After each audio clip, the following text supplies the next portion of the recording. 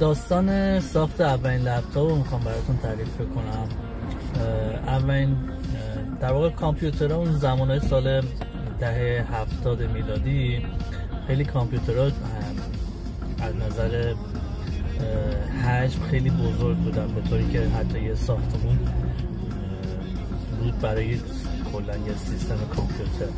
بعد یواش یواش پیشرفت کرد و به یه حد یه اتاق رسید و بعد یواش یواش آدمایی اومدن که بهش فکر کردن که بیان یه کامپیوتر ایجاد کنن، درست کنن که قابل هم باشه. یه آدمی این جسارت رو داشت و در واقع این کار رو انجام داد به نام آدام آزبورن. این آدم اومد یک کامپیوتر قابل هم درست کرد که اسمش رو گذاشته بود آزبورن 1